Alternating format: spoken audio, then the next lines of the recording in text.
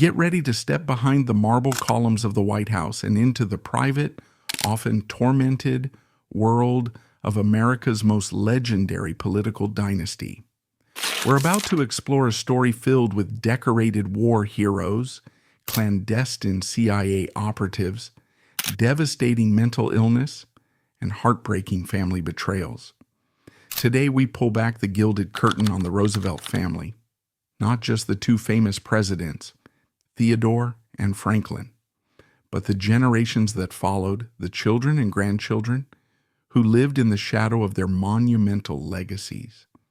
If you've ever wondered what happens when a family name becomes so powerful, it feels more like a crown of thorns than a privilege, and why their saga is filled with whispers of a hereditary curse, shocking scandals, and private tragedies that were deliberately kept from the history books.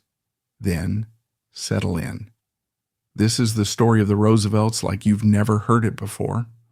Almost everyone listened to the Oyster Bay Roosevelts of Long Island, led by the boisterous, larger-than-life Theodore Roosevelt.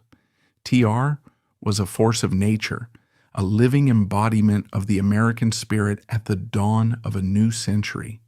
He was the sickly, asthmatic boy who willfully built himself into a paragon of rugged masculinity. He was a Harvard-educated intellectual who was equally at home on a cattle ranch in the Dakotas. He was the war hero who charged up San Juan Hill, the trust-busting reformer who took on the corporate monopolies, the Nobel Peace Prize winner who brokered peace between Russia and Japan, and the passionate conservationist who preserved millions of acres of American wilderness.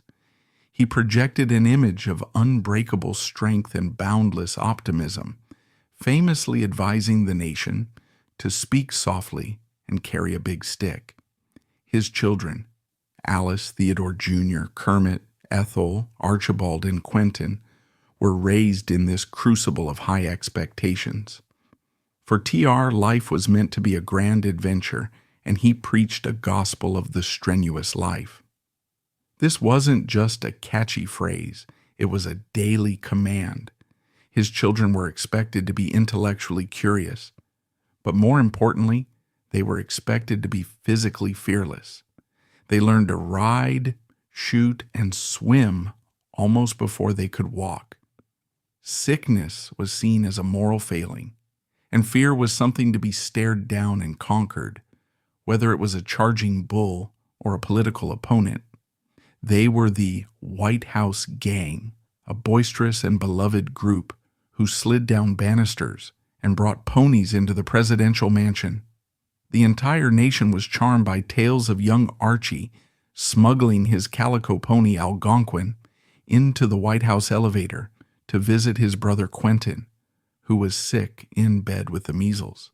They were America's royal family, and they were expected to be just as vigorous, just as fearless, just as monumental as their father. The world saw them as the inheritors of his boundless energy. Then there was the other branch of the family, their fifth cousins from up the Hudson River, the Hyde Park Roosevelts, commanded by the patrician, politically masterful Franklin Delano Roosevelt. While TR was all sound and fury, FDR was a study in controlled grace and subtle power.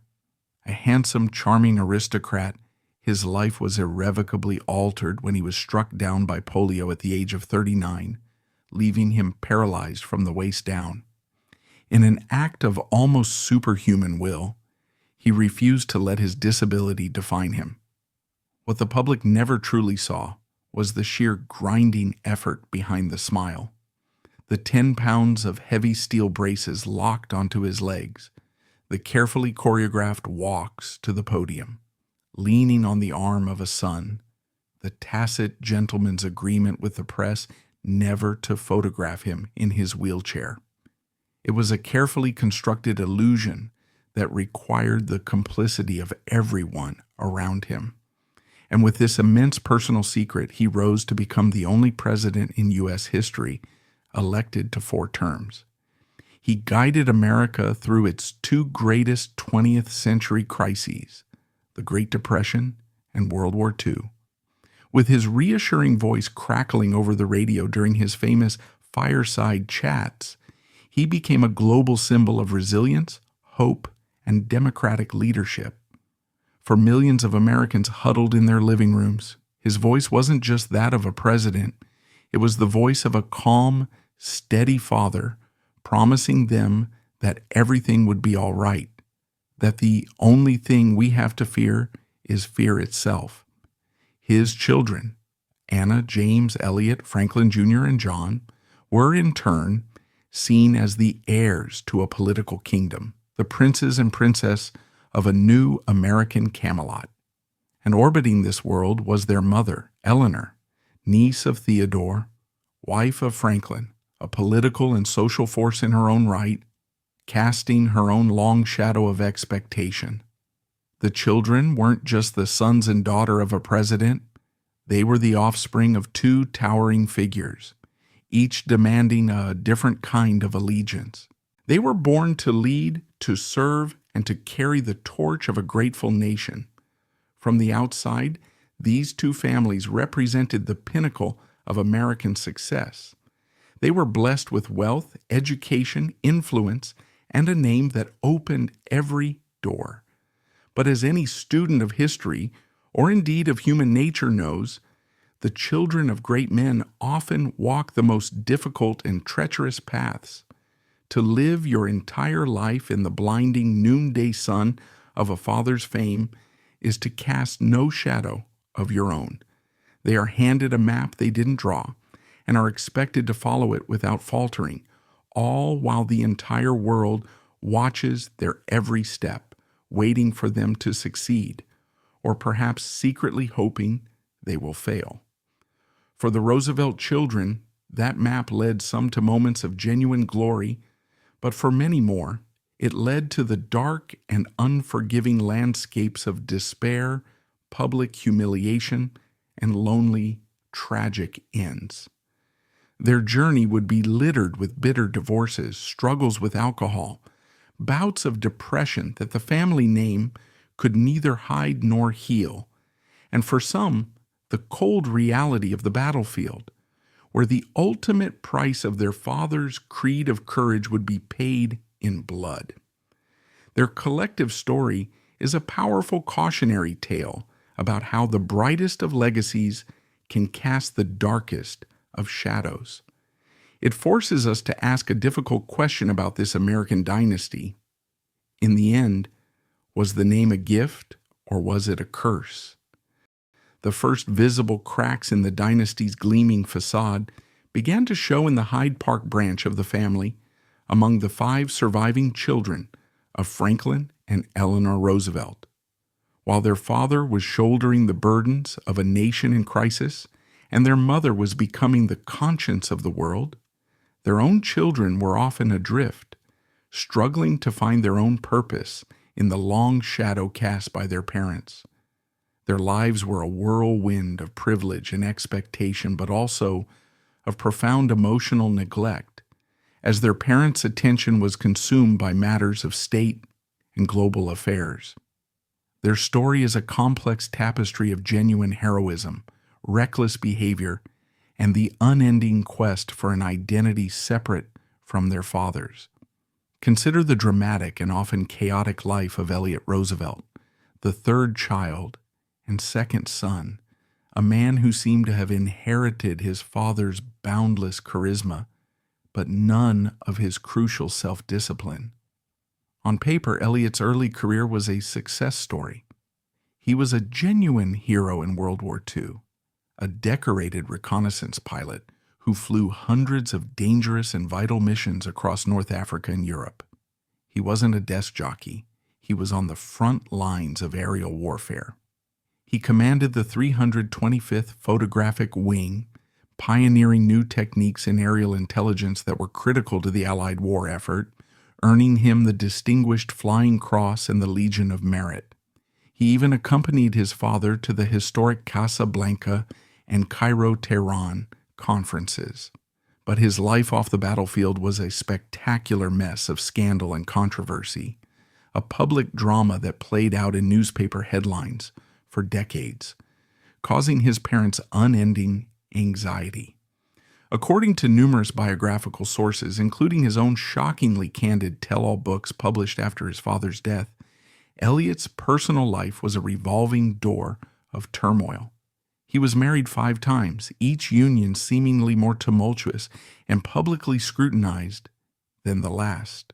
His third marriage to the glamorous Hollywood actress Faye Emerson thrust him into the celebrity spotlight, a world of Hollywood parties and gossip columns that stood in stark and, to many, unseemly contrast to the staid political environment of his parents. His financial dealings were a constant source of trouble and deep embarrassment for the family. He was perpetually in debt, chasing one get-rich-quick scheme after another, from a disastrous attempt at running a radio network to speculative Texas oil ventures. He was investigated by a Senate committee under Senator Harry Truman, and later by the Internal Revenue Service for allegedly using his famous name and his father's influence to secure lucrative business deals and military promotions. There were serious accusations that he had arranged a questionable multi-million-dollar loan for the eccentric industrialist Howard Hughes from a government-backed fund in exchange for a hefty commission. It was alleged he had improperly used military aircraft for personal travel. To his critics, he was a shameless opportunist. To his defenders, he was a man trying to make his own way in a world that would only ever see him as the president's son. His relationship with his mother, the revered Eleanor Roosevelt, was particularly fraught with tension and pain. After FDR's death, Eliot published a series of books, including the controversially titled As He Saw It, and a multi-volume mystery series featuring his mother as a detective, which revealed intimate and often unflattering details about his parents' private lives, their political disagreements, and the inner workings of the wartime White House. To Eleanor, who valued privacy and dignity above all else, this was a profound and unforgivable betrayal. It caused her immense pain and further alienated Eliot from his siblings and the family's inner circle. He seemed to embody the tragic archetype of the prodigal son, gifted, charming, and undeniably brave, but ultimately unable to find his own footing, forever defined by a name he could neither live up to nor escape. His older sister, Anna Roosevelt, faced a different, more insidious, and arguably more painful kind of struggle.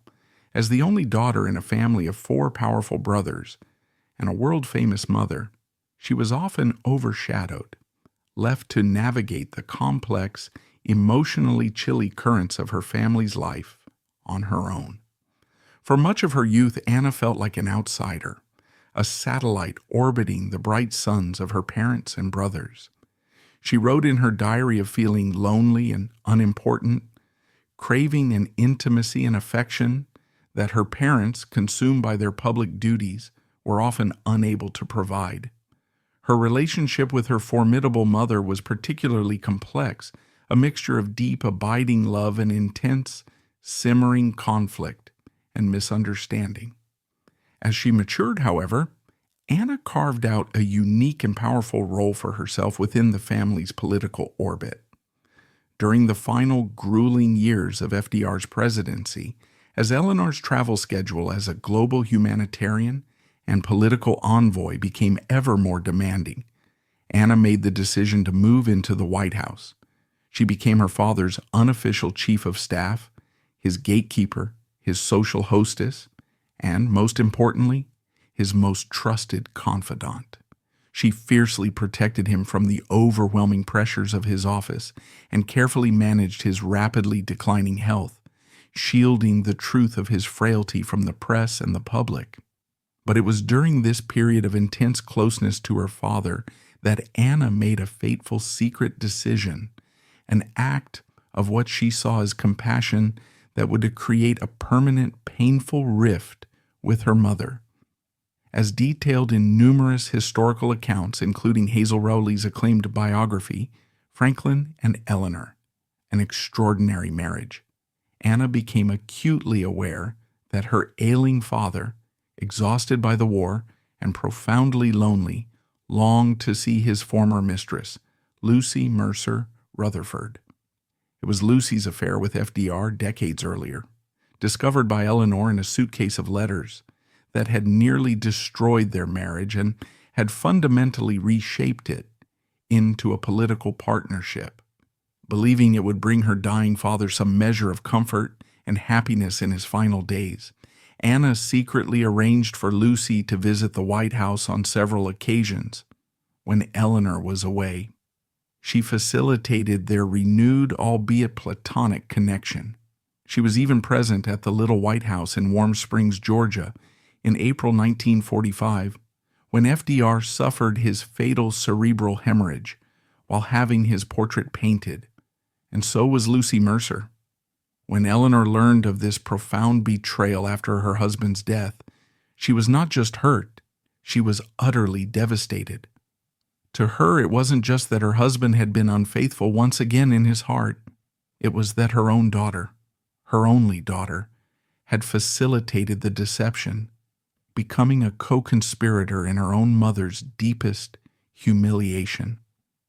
For years after FDR's death, the incident created a cold and painful distance between them, a wound that never fully healed, though they would eventually reconcile through strained and careful effort. Anna's own personal life was also marked by sorrow. She endured 2 difficult and public divorces and a persistent feeling of being misunderstood. Her story is a poignant reminder that even at the very center of global power, in the heart of the White House itself, one can feel profoundly, heartbreakingly alone. The other Roosevelt sons from the Hyde Park line, James and Franklin Jr., also followed their father into the political arena, but their careers were perpetually marred by scandal and the inescapable, impossible comparisons to their legendary father. James Roosevelt II was, by any measure, a genuine American hero. A decorated Marine officer, he was second in command of the elite 2nd Raider Battalion during the notoriously bloody Mackinac Island raid in 1942, for which he was awarded the Navy Cross, the nation's second highest award for valor. After the war, he seemed destined for political greatness, winning a seat in Congress from California and serving as a delegate to the United Nations. He had the Roosevelt name, the impeccable war record, and the easy political charm. However, his reputation was permanently tarnished by accusations of financial impropriety that dogged him for years. He became embroiled in a scandal involving his insurance firm, where it was widely alleged that he was using his political connections and his father's name to pressure businesses into buying policies from him. The affair became so notorious in Washington circles that it even acquired a cynical, dismissive nickname, Jimmy's Got It. Though he was never convicted of any crime, the cloud of suspicion lingered, effectively hobbling his political ambitions and preventing him from ever reaching the higher office many thought was his birthright. Franklin D. Roosevelt Jr., a handsome and dashing naval hero in his own right, who was awarded the Silver Star for his service, also served in Congress and held a position in the Kennedy administration. But his career was similarly overshadowed by a reputation for a lavish playboy lifestyle, a string of high-profile marriages and divorces, including one to a member of the DuPont family, and a personality that many of his colleagues found to be arrogant and entitled. Both sons possessed the famous Roosevelt charm in spades, but they lacked their father's political genius and, perhaps more importantly, his unwavering discipline and focus. They were Roosevelts by name, but they could never quite capture the political magic that had made their father a legend. Their lives became a series of frustrating what-ifs and public disappointments, a testament to the fact that, while a famous name can get you into the race, It offers no guarantee that you'll be able to cross the finish line. The fifth and final son of FDR, John Aspinwall Roosevelt, was the quietest and perhaps the most pragmatic of the bunch. He, too, served in the Navy in World War II, earning an officer's commission.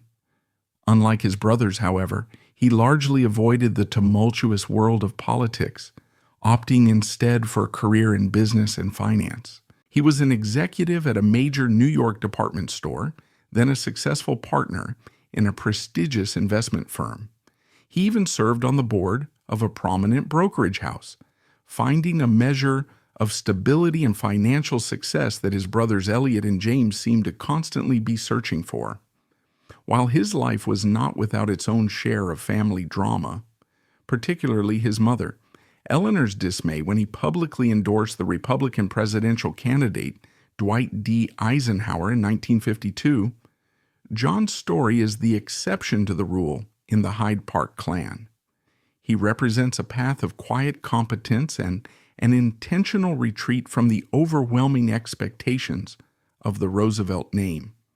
Yet even his life lived in the relative peace of private industry could not entirely escape the pervasive sense of a name that defined and shadowed all of their lives.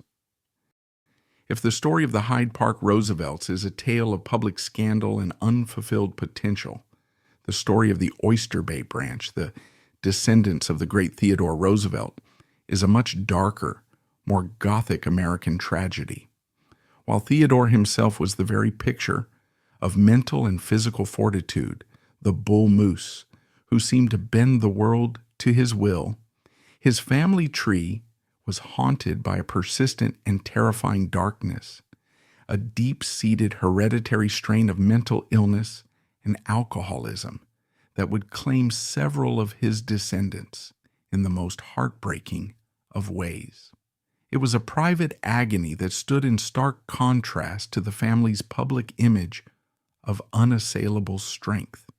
The most poignant and devastating example is Theodore's second son, Kermit Roosevelt. By all accounts, Kermit was the most sensitive, intellectual, and brilliant of all of TR's children.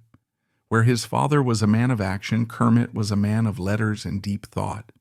He was an accomplished writer, a gifted linguist who translated foreign poetry, and a fearless explorer in his own right. He was his father's favorite companion on grand adventures, the one son who could match TR's physical endurance with intellectual curiosity.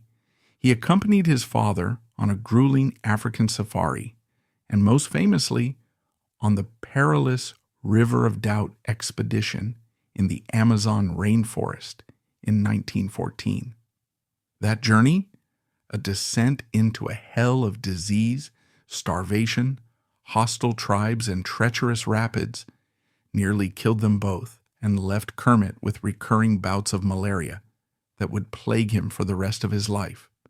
He fought with extraordinary distinction for both the British and American armies in 2 world wars. In World War I, feeling America was too slow to enter the conflict, he joined the British Army and served with distinction in the Mesopotamian campaign, earning the British Military Cross for his bravery. When America entered the war, he transferred to the U.S. Army. In World War II, he again joined the British Army to fight the Nazis before the U.S. was involved. But behind this heroic and accomplished facade, Kermit was fighting a desperate, lifelong, and ultimately losing battle with severe clinical depression and a crippling addiction to alcohol. As documented in a number of historical sources and biographies, including Edward J. Renahan Jr.'s insightful book, The Lion's Pride, Kermit's struggles were almost certainly a genetic inheritance, a continuation of the same demons that had destroyed his uncle and namesake, Elliot Roosevelt, Theodore's brother and Eleanor's father. The immense psychological pressure of being Theodore Roosevelt's son, of living up to an impossible standard of masculine strength and unwavering achievement, coupled with the cumulative horrors he had witnessed in combat and the physical toll of his adventures, proved to be too much for his sensitive soul to bear. In June of 1943, while serving as an intelligence officer at Fort Richardson in Alaska, a posting he took to prove he could still contribute to the war effort, he became isolated and fell into a deep despair. Far from home and consumed by his inner darkness, Kermit Roosevelt walked out into the cold northern night and ended his own life with a single, self-inflicted gunshot wound to the head. He was 53 years old. His death was a devastating blow to the family, a tragedy that was often spoken of only in whispers, a stark and painful contradiction to the triumphant, life-affirming legacy of his famous father. The official cause of death was listed on his military record as a suicide, but for years, the family sought to obscure this painful truth, a testament to the deep stigma surrounding mental illness in that era. The other sons of Theodore also carried heavy burdens, though they bore them in their own distinct ways. Archibald, or Archie, as he was known, was perhaps the most stoic and quietly courageous of the clan. He was the only one of Theodore's children to serve as an infantry officer on the front lines in both World War I and World War II. In the First War, he was so severely wounded by machine gun and shell fire in the fields of France that he was medically discharged with 100% disability. The shrapnel that remained embedded in his leg and arm caused him chronic, debilitating pain for the rest of his life. Yet when the Second War broke out, Archie, then in his late 40s and walking with a cane, successfully petitioned his cousin, President Franklin Roosevelt, to be allowed to re-enlist. He was given command of an infantry battalion and led his troops during the brutal island-hopping campaign in New Guinea. There, in a cruel and almost unbelievable twist of fate, he was wounded again by a Japanese grenade, with new shrapnel tearing into the very same leg that had been shattered a generation earlier. He was once again medically discharged, his body broken twice over in service to his country. While he was celebrated as a war hero, his life after the war was a quiet, unassuming struggle. He found a measure of success in the world of investment banking, co-founding the firm Roosevelt and Cross, but he was plagued by the constant pain of his injuries and lived a life far removed from the public spotlight. His story is one of incredible understated courage and quiet suffering, a life lived in dutiful service, but also in the long, painful shadow of war. Theodore and Edith Roosevelt's youngest son, Quentin, never even had the chance to live long enough to face the full weight of the Roosevelt curse. A daring and mischievous young man, the darling of the White House gang, Quentin possessed his father's exuberance and his mother's charm. He was an aspiring poet, an intellectual, and a young man with a bright future ahead of him. When America entered World War I, despite his father's grave concerns, Quentin felt a profound duty to serve. He joined the Air Service, training to become a pilot in the nascent and terrifying world of aerial combat. In July of 1918, he was flying a patrol over the Marne in France, a young boy soaring above the brutal trench warfare below, when his squadron was ambushed by a flight of German Fokkers, led by a highly decorated ace. In the ensuing dogfight, Quentin's plane was shot down. His body, found by the Germans, was buried with military honors, a gesture of respect from the enemy. His death was a catastrophic blow to the family, shattering the very essence of Theodore Roosevelt's buoyant spirit. For the first and only time in his life, the bull moose was brought to his knees by sorrow, a grief so profound that his friends and family feared for his sanity.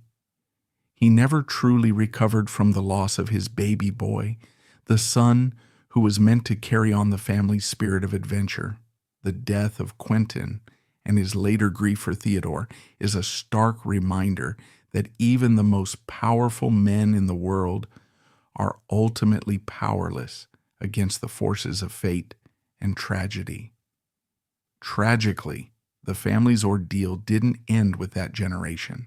The so-called Roosevelt curse of mental illness seemed to pass down to the next generation with an almost biblical relentlessness. Paulina Longworth, the only child of Theodore's fiercely independent and famously rebellious first daughter, Alice, was a bright and beautiful young woman who battled severe depression and addiction for years before tragically dying of an overdose of sleeping pills at the age of just 31. And then, in 1952, Dirk Roosevelt, one of Kermit's sons, a young man who had struggled for years to find his place in the world, followed in his father's tragic footsteps and took his own life at the age of 28. The pattern was undeniable and utterly devastating.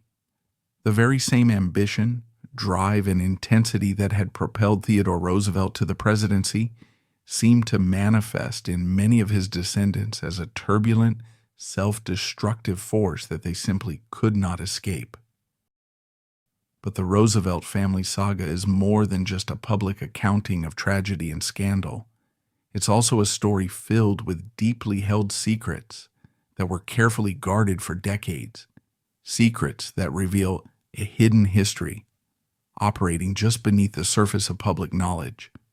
This is a history of clandestine operations, hereditary disease, and concealed family ties. One of the most astonishing and historically significant of these secrets is the story of a Roosevelt who became a master spy, a key player in the shadowy world of Cold War espionage, shaping global events not from the bully pulpit of the presidency, but from the back alleys of foreign capitals. This wasn't some distant, obscure cousin. It was Kermit Kim Roosevelt Jr., the grandson of President Theodore Roosevelt and the son of the tragic, heroic Kermit Sr., following in his father's footsteps of service, but in a far different and more morally complex arena. Kim graduated from Harvard and joined the Office of Strategic Services, OSS, the precursor to the CIA during the World War II. After the war, he became a senior official in the Central Intelligence Agency during its formative and most aggressive years. On the surface, Kim was an academic, a historian, a man more comfortable in a university library than a war room. But beneath that scholarly exterior was the unmistakable steel of his grandfather. He possessed a cool, analytical mind and a patrician's quiet confidence. He was the perfect embodiment of TR's famous advice to speak softly and carry a big stick. Only Kim's big stick was a briefcase full of cash and a web of clandestine contacts. The spirit of adventure that had driven his father Kermit to the Amazon and the battlefields of Mesopotamia was just as present in Kim, but it was channeled into the new great game of the Cold War, a silent global struggle fought with propaganda, bribery, and political subversion. As detailed in his own controversial memoir, Countercoup, the struggle for the control of Iran, and confirmed by a mountain of declassified government documents and historical analyses from sources like the National Security Archive, Kim was the CIA's chief of Near East and Africa operations. In this powerful role, he was the architect and on-the-ground commander of one of the most audacious and consequential covert operations in American history, Operation TPAJAX. The stage was set in the early 1950s. Iran, under its democratically elected and immensely popular Prime Minister, Mohammad Mossadegh, had moved to nationalize the Anglo-Iranian Oil Company, which had for decades been exploiting Iran's oil reserves for the immense profit of Great Britain. This act of national sovereignty infuriated the British government and alarmed Washington, which, in the grips of the Cold War, saw instability anywhere as an open door for Soviet influence.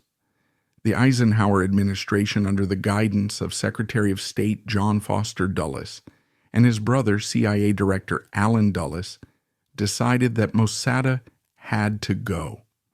The man they chose to lead the operation was Kim Roosevelt.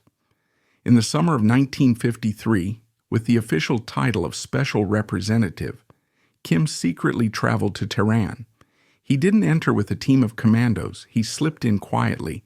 A single American, armed with a suitcase containing what some sources claim was over $1 million in cash and a direct mandate from the highest levels of the U.S. government. Working from the basement of the U.S. Embassy, he masterfully began to orchestrate the coup. He was a conductor pulling strings all over the city, meeting with his network of local agents, sympathetic journalists, pro-Shah military officers, and even notorious street toughs from the city's athletic clubs and circuses.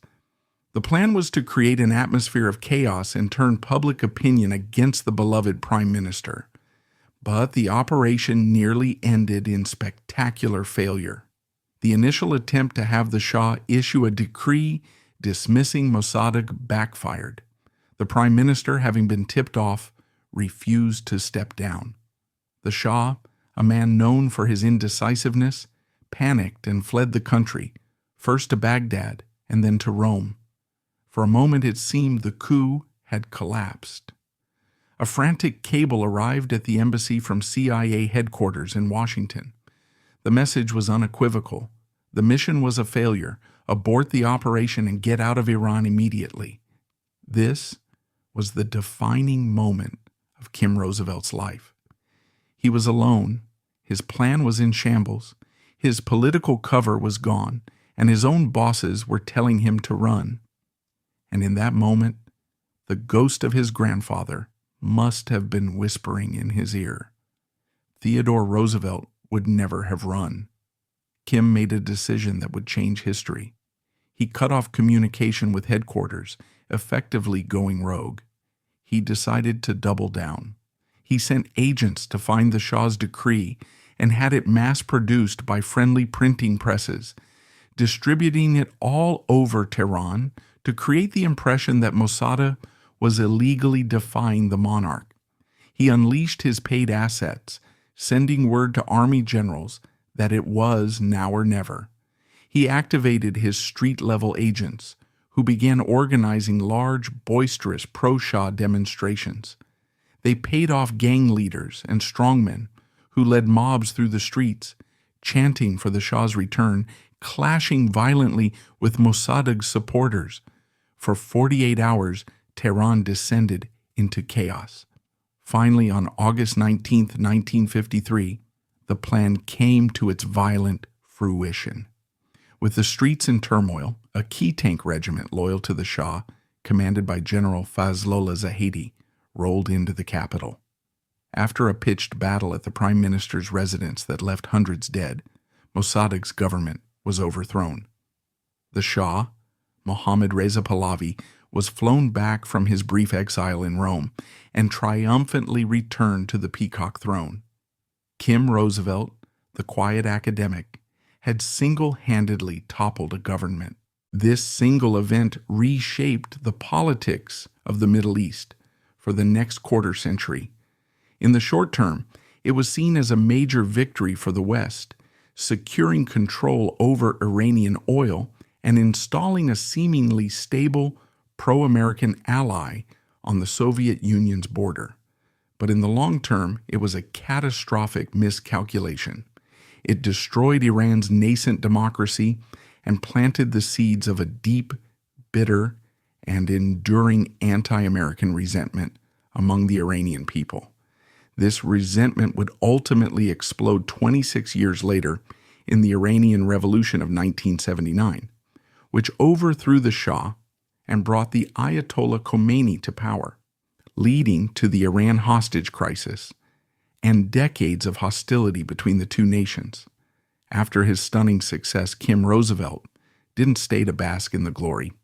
He quietly left the CIA a few years later and entered the lucrative world of international business consulting, advising major corporations on how to navigate the very political landscapes he had helped create. He spent the rest of his life defending his actions in Iran, arguing in his memoir and in interviews that it was a necessary act to prevent a communist takeover. It's a shocking and complex revelation. A Roosevelt, a member of America's most famous political family, a family publicly associated with progressive democracy, was not building dams or establishing national parks, but toppling foreign governments in the shadows. His story is a powerful illustration that the family's legacy of wielding global influence continued powerfully into the next generation. But where TR and FDR had acted on a grand public stage, Kim Roosevelt found his own arena in the clandestine and morally ambiguous world of secret wars, proving that the weight of the crown could compel a man to seek greatness, not in the light, but in the dark. Beyond the realm of geopolitics and espionage, the Roosevelts harbored secrets of a more personal and perhaps more painful nature. These were secrets of forbidden love, of children born in the shadows, and of a relentless effort to protect the family's public image at all costs. The stories reveal the immense pressure to maintain a facade of Victorian propriety, even as private lives were unraveling. The most famous keeper of secrets was Theodore Roosevelt's eldest child, his firecracker daughter, Alice Roosevelt Longworth. Alice was a phenomenon, a national celebrity in an age before mass media. She was the Princess Alice of the White House, known for her rebellious spirit. She smoked in public, carried a pet snake named Emily Spinach in her purse, and raced her car through the streets of Washington. For over 60 years, she reigned as the undisputed queen of Washington society, a political wit, an iconoclast, and a formidable power broker. Her Georgetown salon was the center of the political universe, and she was famously known for a pillow on her sofa embroidered with the words, "If you can't say something good about someone, sit right here by me." Her marriage to the powerful Speaker of the House, Nicholas Longworth, was a political masterstroke, but a personal disaster. Longworth was a notorious philanderer and a heavy drinker, and the union was often cold and distant. It was in this emotional vacuum that Alice began her long and intense affair with the brilliant, imposing, and very married Senator William Borah of Idaho. Her only child, a daughter named Paulina, was publicly known as the daughter of Nicholas Longworth. But for decades, a persistent rumor circulated in Washington's most exclusive inner circles, a secret that was only definitively confirmed by Alice herself late in her life to her biographer. Paulina was not Nicholas Longworth's child. Her biological father was, in fact, Senator Borah. This explosive secret, kept for decades to protect both her politically convenient marriage and the senator's towering career, cast a long and confusing shadow over Paulina's life. Nicholas Longworth, for his part, publicly accepted the child as his own, maintaining the facade that preserved the dignity of his office and his marriage.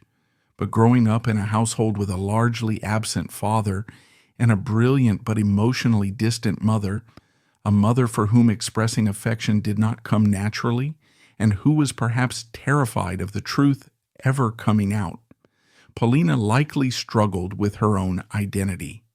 This, combined with the hereditary predisposition for mental illness from the Roosevelt side, contributed to her own tragic lifelong battle with depression, which ended with her fatal overdose at the age of 31.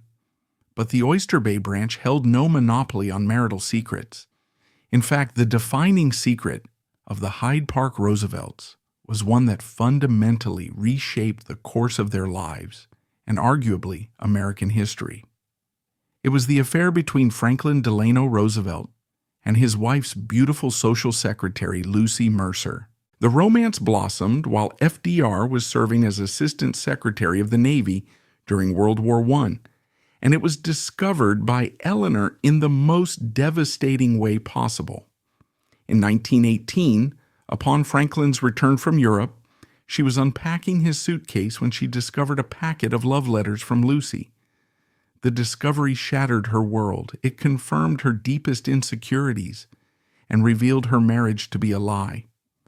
Heartbroken and humiliated, Eleanor offered Franklin a choice: divorce, which in that era would have meant the certain and immediate end of his political ambitions, or he could stay married to her. But their relationship would be forever changed. From that day forward, their physical intimacy would cease. Franklin, under immense pressure from his formidable mother, Sarah, and with his own political future hanging in the balance, agreed to Eleanor's terms and promised never to see Lucy again, a promise he would famously break in his later years. Their marriage was transformed into a powerful political partnership, but the emotional chasm that opened between them was never truly bridged. And Lucy wasn't the only other woman at the center of FDR's world. After he was struck with polio, another figure rose to prominence in his private life: his fiercely loyal and devoted secretary, Marguerite "Missy" LaHand. For over 20 years, Missy was more than an employee. She was FDR's gatekeeper, his confidant, his companion, and in many ways, his surrogate wife. She lived in the White House, hosted private dinners for the president, and provided the kind of constant, cheerful, and adoring companionship that his complex marriage to Eleanor no longer could. While the exact nature of their relationship remains a subject of historical debate, many in the Roosevelts' inner circle believed them to be lovers. For the children, she was a constant presence, a second mother who blurred the lines between the professional and the deeply personal, another secret that the family simply learned to live with.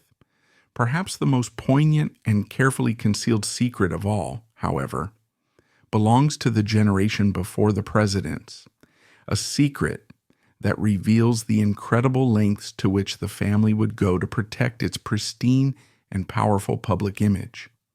Before his final tragic descent into addiction and madness, Theodore Roosevelt's handsome younger brother Elliot, Eleanor Roosevelt's father, fathered an illegitimate child.